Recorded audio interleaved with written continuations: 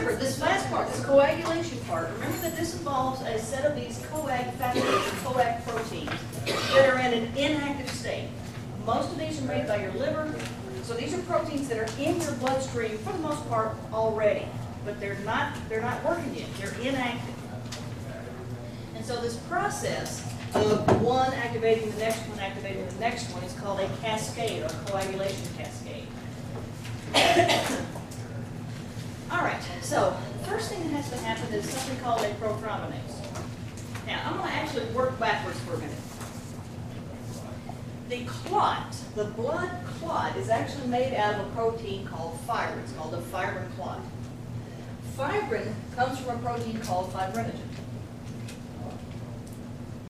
Fibrinogen is the major protein, major clotting factor that's present. You've got lots and lots and lots of fibrinogen in the bloodstream. So the last step is converting this fibrinogen. Anytime you see O-gen, think precursor molecule. Like angiotensinogen got converted to angiotensin 1. So fibrinogen gets converted to fibrin. So that's the last step. Now, in order to convert fibrinogen to fibrin, you need an enzyme called thrombin.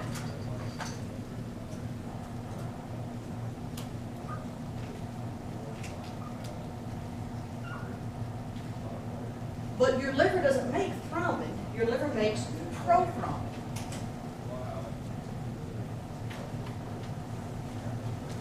So in order to get thrombin, you have to have something that converts prothrombin to its active form, thrombin. And so what converts prothrombin is an enzyme called prothrombinase.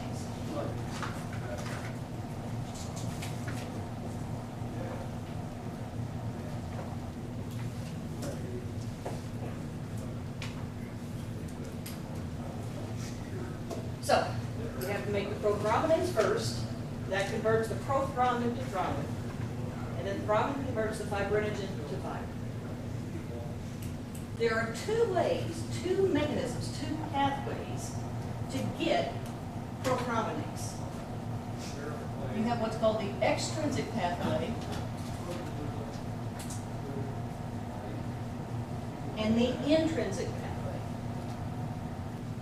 So, this pathway gets started and you eventually get something called prothrombinase. Another way, this pathway gets started and eventually get something called prothrombinase. Now, what does intrinsic and extrinsic mean? Extrinsic means from without. My extrinsic reward for teaching is my paycheck. Yeah, that's what they call it. Intrinsic means from within. My intrinsic reward, the intrinsic joy that I get from seeing your faces at, well, usually by 8:30 I see them. The joy that I get out of torturing you, teaching you, that's the intrinsic reward. That comes from within. Okay. So, the extrinsic pathway, that pathway starts with a clotting factor that is not normally present within the bloodstream. This clotting factor comes from outside. It's normally not present in the blood. If your blood's not clotting, this factor is normally not there. Intrinsic begins with a factor that is present in the bloodstream. So that's why they call it extrinsic and intrinsic pathway. Now, we'll start with the short one first. The extrinsic pathway. When this whole process over here got started, of course, the first thing that happened was the endothelial cells, the cells lining the inside of the blood vessel were damaged. So that's the thing that starts this. That releases factor 3. This is a clotting factor that's normally present inside the endothelial cells, not in the bloodstream itself. So that's why this is extrinsic. This is normally, the only time factor 3 gets into your bloodstream is if you damage the blood vessel. If the blood vessel wall has been damaged. Now, factor 3 hooks up with calcium ions and factor 7 to form a complex. So basically you've got factor 3, some calcium ions, and factor 7. They all come together, they merge together to form this great big complex, this big macromolecule, if you will. And then that complex activates something called factor 10, another clotting factor, to prothrombinase. So you've got factor 3, factor 7, some calcium thrown in for fun. All of that works together to convert factor 10, which is an inactive protein, to prothrombinase, the active form. Now, it's actually a lot more complicated than that. This is just the basics.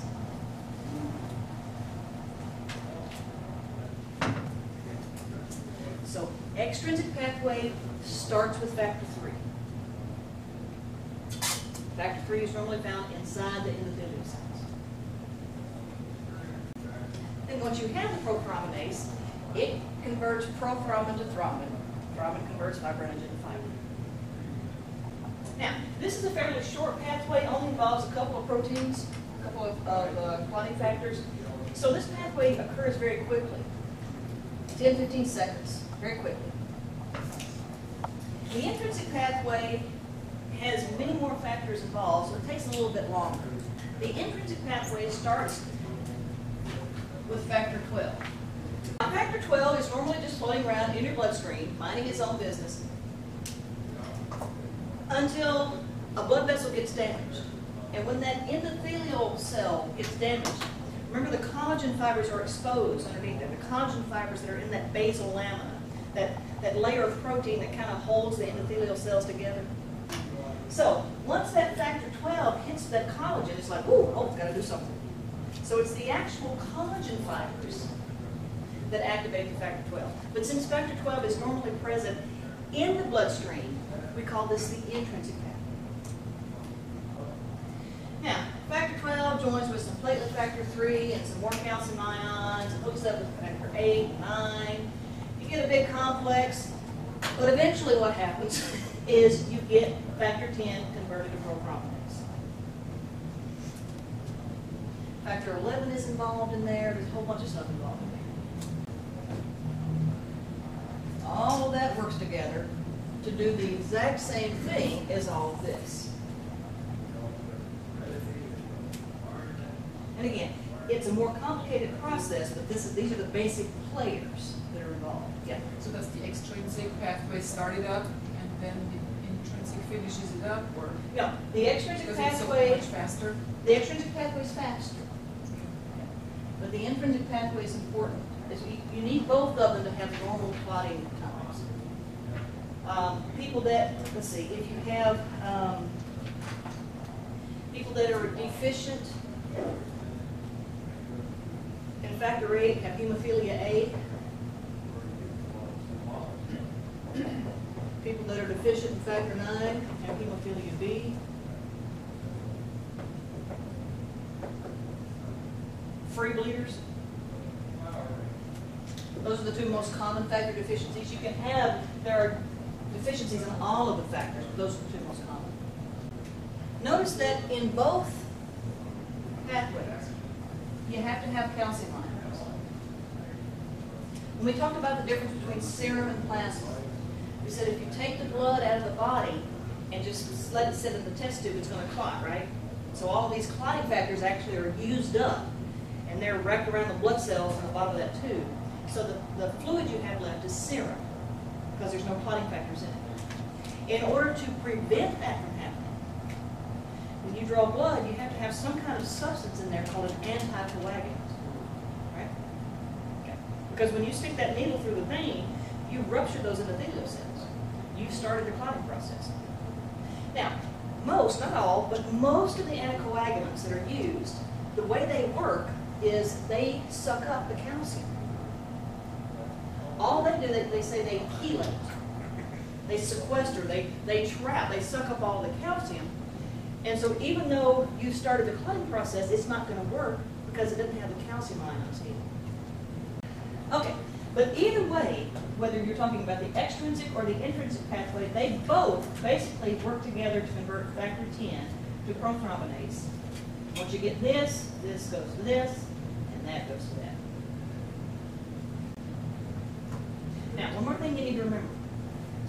You can have one complex that can activate 100 factor 10s.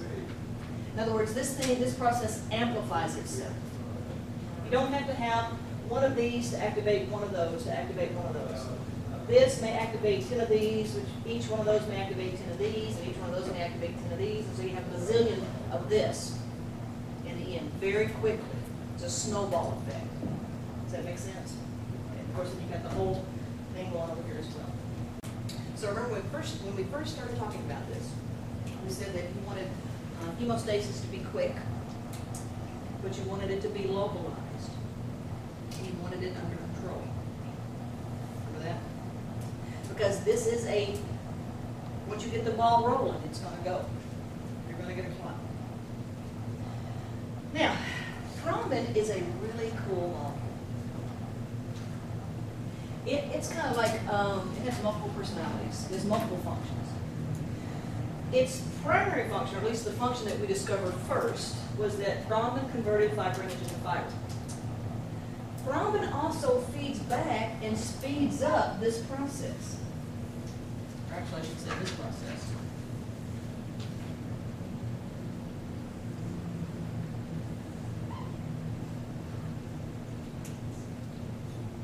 So once prothrombin is converted to thrombin, it speeds up the formation of the prothrombinase, which means more prothrombin is converted to thrombin. It actually speeds up its own formation. Positive feedback loop. So not only do you have this complex of factors activating factor 10 to prothrombinase, this complex of factors activating factor 10 to prothrombinase. Once you get thrombin, it also speeds up the process of going from factor 10 to prothrombinase. So, thrombin converts fibrinogen to fibrin. Thrombin can speed up the formation of prothrombinase. Thrombin also can go all the way back to the platelet phase and stimulate the platelet release, so that platelets release more factors, more of those chemicals, including something called platelet factor 3, which is involved in the intrinsic pathway. Functions of thrombin. First function of thrombin is what? It makes Yep. the fibrinogen. Fibrinogen to fibrin. Increases or speeds up prothrombinase formation.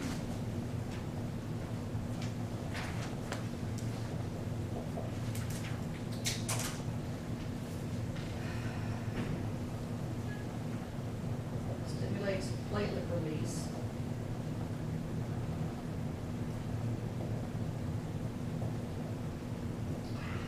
Now, so we finally we've got the vessel is constricted, we've got the platelet plug formed, we've got the fibrin clot formed over the top of that. Now we've got to fix the hole. We've just temporarily patched it, basically. Now, one of the cool things about fibrin, in fact, if you take a tube of blood, you draw blood into a plain glass test tube, no anticoagulant in there, you let it clot. If you watch it over the next couple of hours, the clot will actually pull away from the edge of the test tube. And so you can actually see, this is the wall of the test tube. And let's say here's the blood clot. You can actually see space in between the clot. The clot actually constricts or retracts.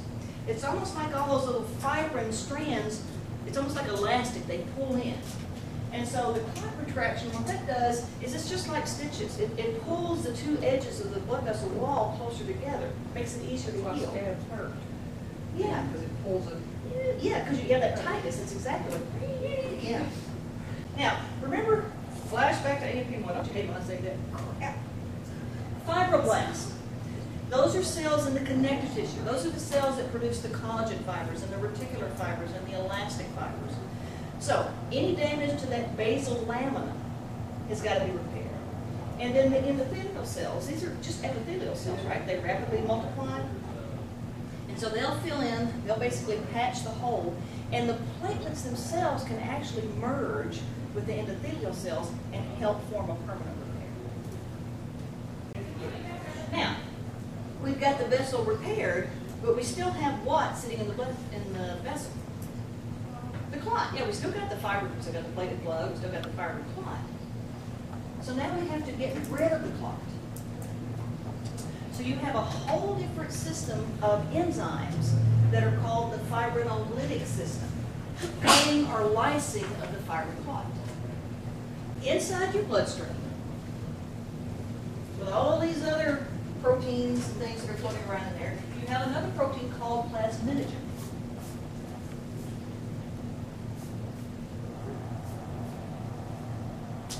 Remember, ogen is a precursor, an inactive form.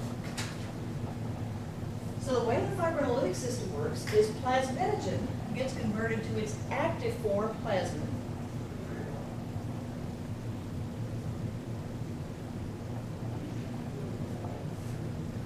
Plasmin breaks down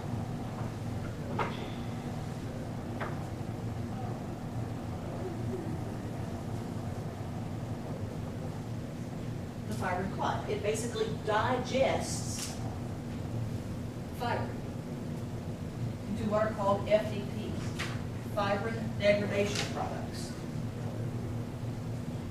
Now here's the problem with FDPs. If you don't get them out of there, they will inhibit you from clotting. So once the fibrin has been digested, broken down into the FDPs, the blood circulates to the liver and the macrophages in there, the Kupffer cells. One of their jobs is to eat the FDPs, to get them out of circulation. Otherwise, they'll interfere with this process. Okay? Now, the question is, well, how do you get plasminogen to plasma? Plasminogen is an inactive form. Plasminogen cannot digest fibrin. You have to get it activated to plasma. Right, Vaughn? Okay.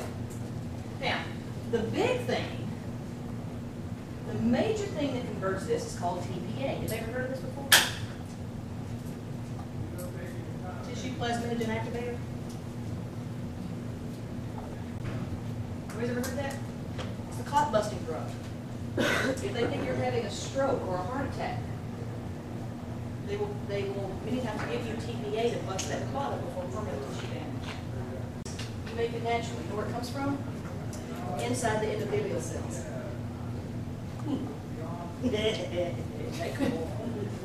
Because think about it. You damage those endothelial cells, well, that's what got the whole clotting process started, right? At the same time you're getting the whole clotting process started, you're also getting prepared to get rid of the clot. That's the big tissue plasminogen activator. But look here, thrombin also.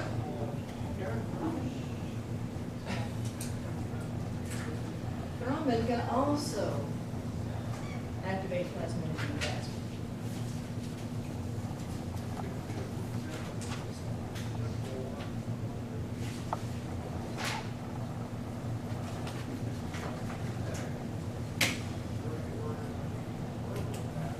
Now, remember the TPA?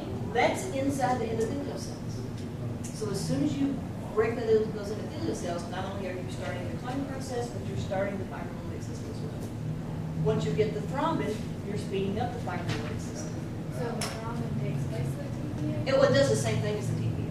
Those are It's not the same thing. It's not the same thing. It's two different chemicals from two different sources, but they both convert plasminogen to plasma.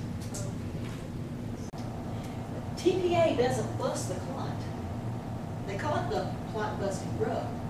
TPA activates your plasmin, which busts the clot. So it's kind of a mystery. All right, so we know how to clot. We know how to get rid of a clot that's already formed. Right? One more thing you got to talk about: natural anticoagulants. Remember that we said we wanted clotting to be quick, we wanted it to be localized, but we also wanted it to be controlled. So you only want to form clots when you need to form a clot. So your body has safeguards, natural anticoagulants. These are like the brake pedals for the clotting process. Anticoagulants prevent clots from forming. The fibrinolytic system removes clots that are already formed. See the difference? So, your body makes something called antithrombin 3, AT3. AT3 inhibits not only thrombin, I mean antithrombin. It got its name because they thought, oh, well, it inhibits thrombin. But when they began to study a little more, it inhibits a bunch of the factors. 12, 11, 9, 10, and factor 2, which is prothrombin.